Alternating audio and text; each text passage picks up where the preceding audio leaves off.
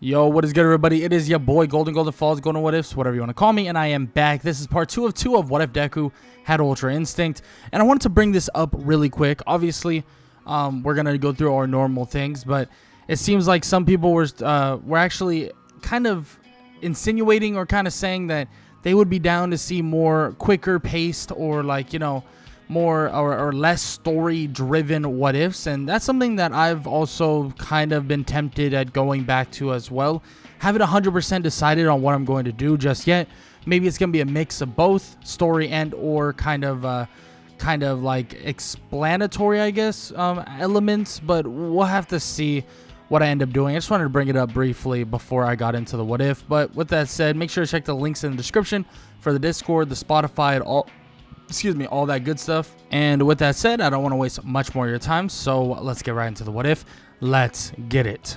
Izuku Midoriya has one final test for his final exam, and that is good to go head to head against Shota Aizawa, other known as Eraserhead.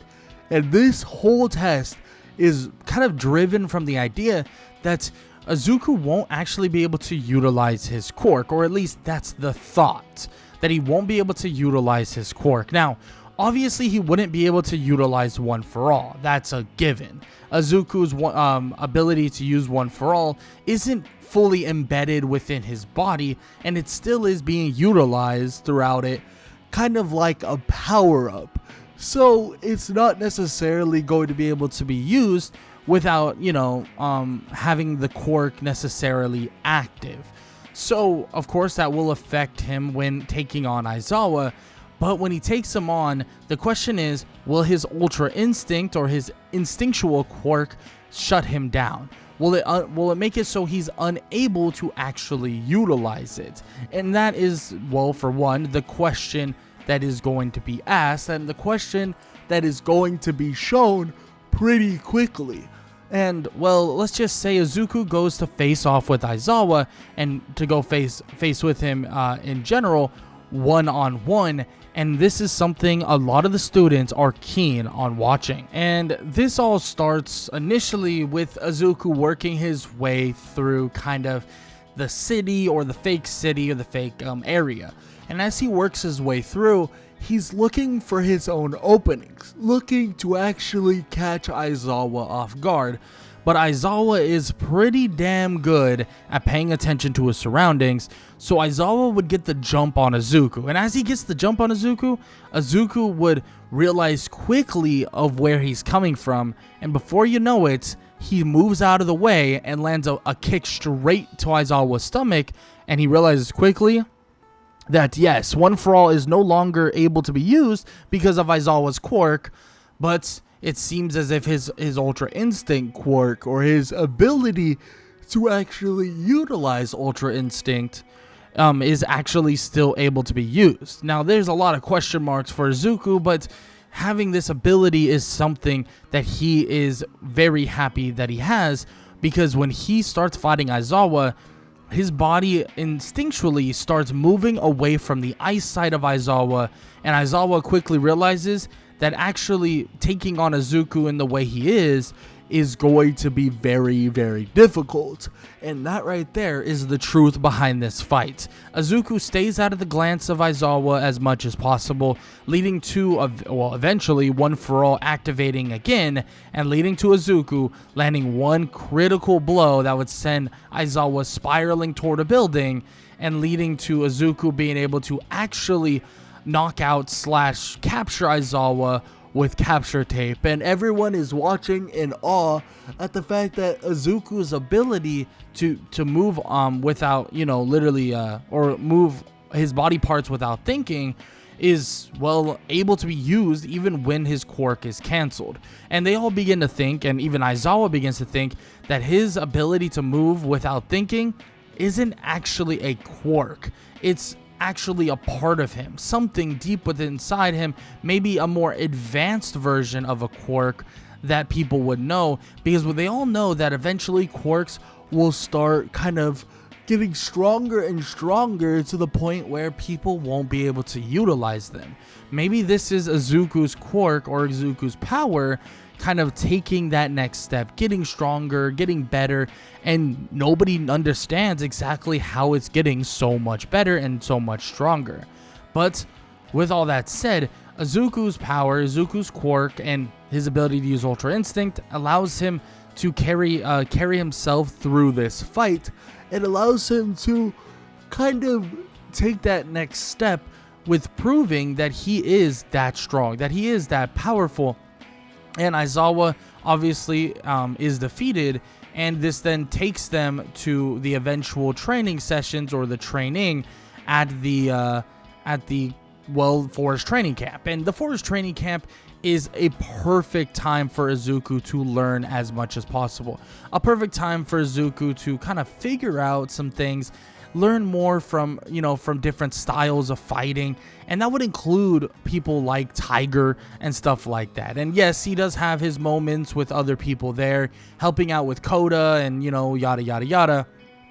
But all this stuff, of course, would kind of involve just him getting better at fighting in general, and also his ability to actually utilize One for All at a very, very high level, something that he is obviously learning and wanting to get better and better at, and something that he is continuously getting better at, with the combination of One for All and Ultra Instinct coming together perfectly, allows him to really up his kind of overall ability and his overall kind of an overarching kind of like strength itself, more than you could possibly think. And as this all occurs, and as the training would ensue throughout the forest training camp, they would actually never have an invasion. And the reason for this isn't because Shigaraki and them are scared of them, but because they didn't see in Bakugo what they wanted to see,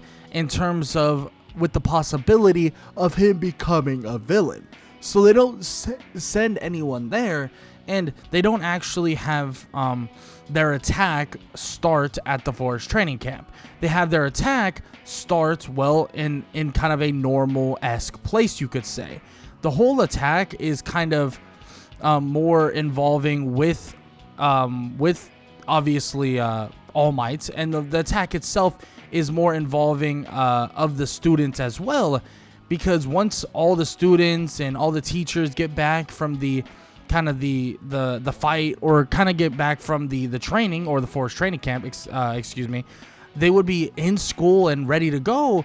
But it seems as if, and quickly enough, that more things are about to happen, and an actual attack on a city in Japan begins to happen with nobody actually knowing that it's going to occur in the first place. An attack that a lot of these other heroes are going to have to react to. An attack that All Might himself is going to have to react to, because guess who is at the head of it all? Not only Shigaraki, but the one and only All for One. And that right there is enough for All Might to make sure that he is in good position, to make sure that whatever and whoever is a part of all of this gets shut down as soon as possible. And that's exactly what is going to happen. All Might and many other heroes, they might not be as prepared, but they do see it coming, and eventually it does show its face, and All Might and All for One begin their fight. But this also includes a fight with Shigaraki, and also includes a fight with the League of Villains as a whole. And initially, the heroes are on the back foot, trying to deal with Shigaraki, multiple Nomus, and all this other stuff as well. And Izuku, he wants to get in this fight. He believes that he can really help in this fight, and he believes that he can make a massive difference. But of course, he's a student. He's not allowed to. And a lot of the teachers and Aizawa and all these people are basically telling him that as well, to not go off and do this, that this is going to be a horrible choice for him, that it's going to be all bad, and he has to trust that the other heroes are going to be able to handle it. And he eventually would decide to listen. He would listen for this more specifically. And the thing is yes, All Might may defeat All for One, but the League of Villains still are able to get out. The League of Villains are able to escape, but still Izuku feels as if he could have helped more. He could have done something and truly helped the heroes win at a larger scale. And is that true? Yes, most likely. But of course, there's decisions that need to be made, and of course, there's things to be kind of said slash told. And this was a decision that needed to be made, and a decision that obviously Izuku may have not agreed with, but it's something that needed to happen. And this would lead Izuku to being back at UA, yes, with All Might completely and utterly out of commission, and a lot of other heroes hurt as well. And on top of that, well, let's just say Izuku himself is prepping and preparing himself for this kind of provisional hero license exam, something that he wants to get into, something he wants to do so badly. And preparation for this is beyond what you think, because he's far more than just prepared. He is fully ready, fully prepared for this provisional hero license, especially with the first portion being that it's all based on kind of like dodging these red balls from actually hitting you. And well, it's easy enough. I mean, Izuku's whole quirk or whole ability is dodging and getting out of the way, so he's easily able to do that and easily able to actually eliminate people himself, leading to him getting to that next portion. And his ability of just raw strength, his ability to fly to an extent, and all these other abilities that he has within himself help him insane amounts with kind of helping out these other fake people that are in danger, right? These people that he has to rescue, all these people get saved pretty easily because of Izuku, his ability to fly around, find people, and do things that he wouldn't normally be able to do in this scenario. And eventually, when these other villains, quote-unquote, arrive, obviously we have Gang Orca acting as this mastermind villain, but Gang Orca and obviously these other lackeys show up, Izuku is far more prepared than ever. I mean, he is on the front lines, ready to go and ready to fight. And when he goes and takes on Gang Orca one-on-one with the other heroes or the other kind of students, kind of fending off these other people and fending off these other fake villains, it's pretty clear and transparent to them and transparent to everybody that Izuku's abilities that he has right now is on the level of a high-level hero like Gang Orca. And seeing this in real time, and all the teachers and other teachers and faculty members seeing this in real time, it blows their mind. I mean, they think this is insanity that he's able to dodge, weave, and just kind of get out of the way of Gang Orca all the time, and get out of the way of Gang Orca throughout this entire time. And it really is insane to watch. And Izuku does this over and over and over again, leading to Gang Orca trying to find a way to just get his hands on Izuku, because he knows that if he does, he might be able to actually do something.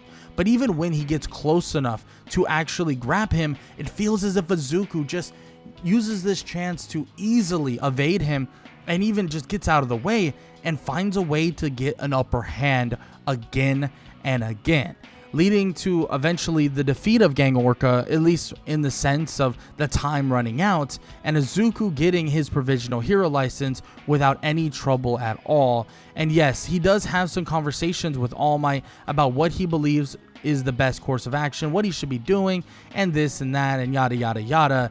But Izuku is always going to be preparing for what's next. And what's next is the eventual kind of work studies. And one person that actually sends his kind of regard and his want for Izuku is Sir Night-Eye, but he obviously does it through Mirio Togata. Now, a fight between Izuku and Mirio eventually would happen, with Mirio kind of telling everyone that he wants to see where they are at, what they're capable of. That's what he's interested in, and that's exactly what he gets from Izuku. Izuku being able to keep up borderline really outclass Mirio with the ability to kind of sense and dodge anything that comes his way. Yes, it is a little bit awkward because of his quirk, but overall, Izuku is able to dodge, weave, and stalemate Mirio very easily, but he also, in terms of speed, outclasses Mirio immensely. At the end of the day, his skill in terms of fighting is, for the most part, beyond Mirio's. And yes, Mirio is no slouch, and yes, Mirio is no joke, but at the same time, it's pretty obvious that Izuku's kind of whole ability and his chances against Mirio are kind of beyond what most people would believe. And Mirio sees why Sir Night-Eye is so interested in this guy and so interested in Izuku, especially because what they're going against. So he would get his, his recommendation and his invite to meet with Sir Night-Eye. And Sir Night-Eye takes him on and basically tells him, like, this is what it is, right? This is what we're going to be getting into. And this is kind of like what they're interested in. And that is finding Overhaul, taking him down as quick as possible, and Izuku's here to help with that more specifically. But what he doesn't know is that he'd run into him sooner than he possibly would imagine. Running into Overhaul isn't something that he really thought would occur so quickly, but when he's out on one patrol, literally a singular patrol with Mirio Togata, they would run into him, and they have choices to make. Do they try to take him down now? Or do they listen to the thoughts of Mirio and let him go and take the little girl that is in distress right then and right there? And it seems like Izuku, he already has made his mind up. Izuku wants to take this freak show down. Izuku wants to put him down right now. He does not want to allow this guy to leave with the girl. And it seems as if Mirio, well, he realizes Izuku might not be on the same page as him, but he needs to get on the same page as Izuku. So quickly, he realizes what Izuku's thoughts are, and Mirio grabs the little girl and takes off, and Izuku stands in front of Overhaul, ready for a fight. And Overhaul says that he knows the kid. He's seen him before, but all those flashy tricks, all those little bits that he does, it won't matter in front of him. It won't matter to take him down, and it won't matter at all. But Izuku tells him that he can think what he wants. And when he saw him at one point, it doesn't matter when, where, or how, UA Sports Festival, and if that's where he saw him, he's in for a rude awakening, because guess what? He's gotten a lot stronger. And Izuku begins to show what he's capable of, bouncing off the walls of the alleyway nearby, smacking and clashing with Overhaul over and over again, beating on him like a drum. Eventually leading to Izuku, out of just pure instinct, revealing a quirk that he didn't know existed within One For All, Black Whip. Grabbing onto him and smacking him straight in the face with his feet, and then slamming him directly into the ground as Overhaul is completely rocked, completely out of it, and completely knocked out. And Izuku looks at his hand, realizing that Ultra Instinct allowed him to unlock this ability and unlock this quirk instinctually, not thinking about it, not even worrying about it. And he awakened something in One For All without even a little thought. And this shocks him, but makes him realize that he might have been the perfect person to take on and utilize One For All itself. The police would eventually arrive, and yes, Overhaul is taken in for questioning, cuffed, and made sure that he can no longer hurt anyone anymore. And now they gotta really take down the rest of the Shihazaikai. They gotta make sure that they handle what they need to handle. And Izuku, well, he helps out here and there with taking down the base, but overall they have a pretty easy time doing so. But there's a little bit of worries going through Izuku, and it worries throughout everyone else as well. Where's Shigaraki? Where's the rest of these villains? Where is the League of Villains? It worries them because they haven't showed their face in quite a while, but Izuku can't worry about that right now because Izuku has some training to do with his own classmates, and that leads him to training with, with various people, and eventually training with Class 1B, taking on a group of people himself versus Class 1B as well. Now, Izuku has his own little training regimen, and what they actually end up doing is setting up so the Class 1A versus Class 1B actually happens in a way that Izuku actually takes on a group of students on his own. Yes, they do have him or have people work and they even out the teams and stuff like that.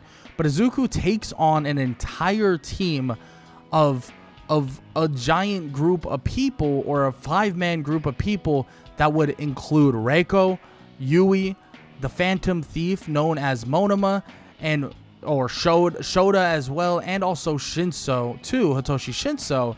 And this seems like a disadvantaged fight, but Izuku shows the level he's truly at and shows that there's really no chance against him. And all of them working together, and even Monoma trying to steal his quirk, it seems like nothing works, especially when trying to get the quirk of One For All and or kind of the quirk of Ultra Instinct, because none of it works and it just doesn't properly sit and really resonate with the body of Monoma, leading to him capturing all 5 of them. And Class 1A watches, and even Bakugo is pretty angered by this, thinking that he could have taken on a group of students or a group of people by himself as well. But of course, Izuku is given that opportunity with what he has brought to the table and what he's shown to be possible with his powers and his abilities throughout this time. And this right here leads to a victory for Class 1A, and a victory obviously for Izuku Midoriya. And after this little bit of training is all over and done with, obviously Izuku kind of pushes forward toward the idea of training or working more with the work study of Sir Night-Eye, and even working a little bit with Endeavor.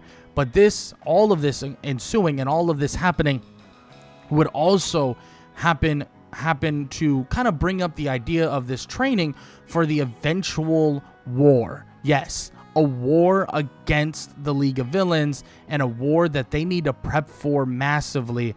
And let's just say this preparation is something that they never thought would happen, because the war is going to happen, and the war to get not only All For One out of prison, but also to really see the power that is basically being shown through Shigaraki, is something that is going to have to closely be watched.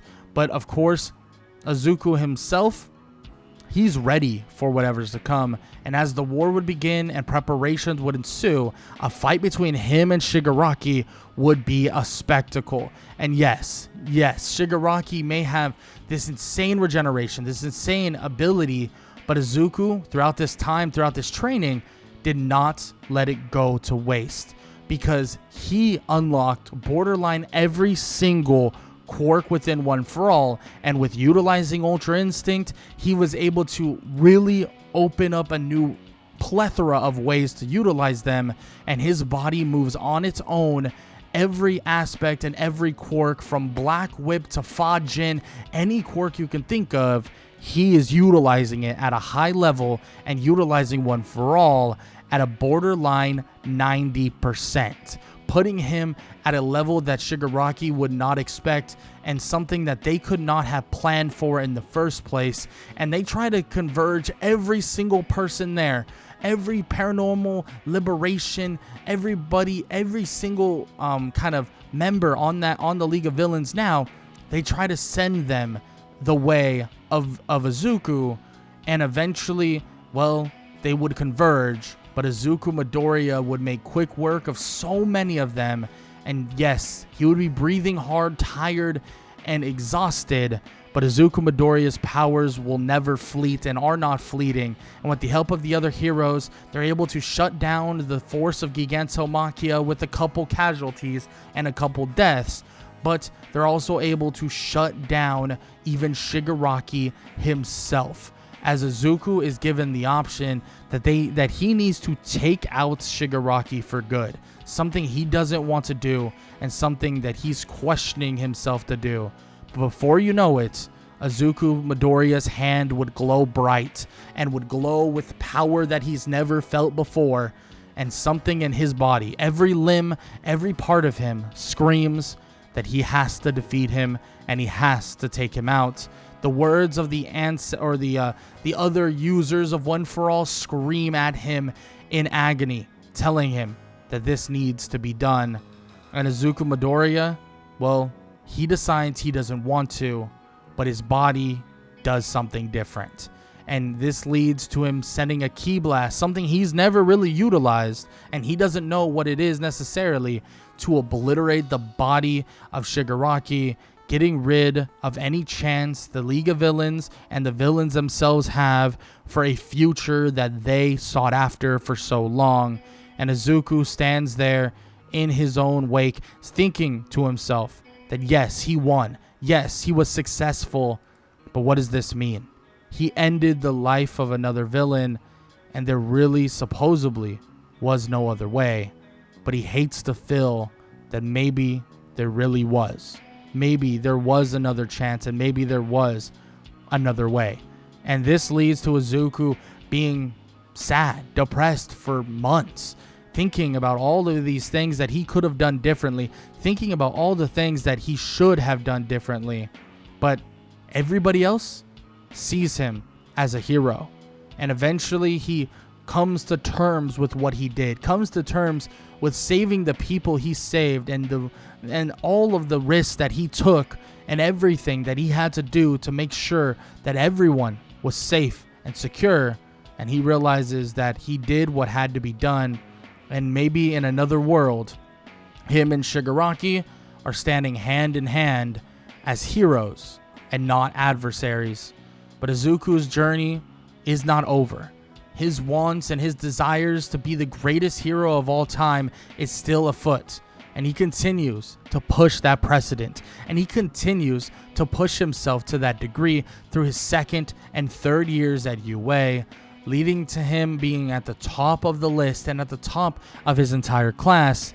And as he exits UA for the very last time and exits UA and says his goodbyes, his step into the real hero world is a great one, because everybody sees him as the eventual and the real successor of One for All, but the successor to All Might, the one they look so dearly upon and the one they think so dearly of. All Might, or Toshinori, is a legend, but Izuku Midoriya is going to be the person to continue that legend in his own way. But with that said, if you guys enjoyed, I hope you guys did, make sure to show some love. This is the end of What If Deku Had Ultra Instinct. And if you guys enjoyed the video and enjoyed the series, please show some love to the video, all that good stuff. Hope you guys enjoyed, and I hope all y'all have an amazing day. Later.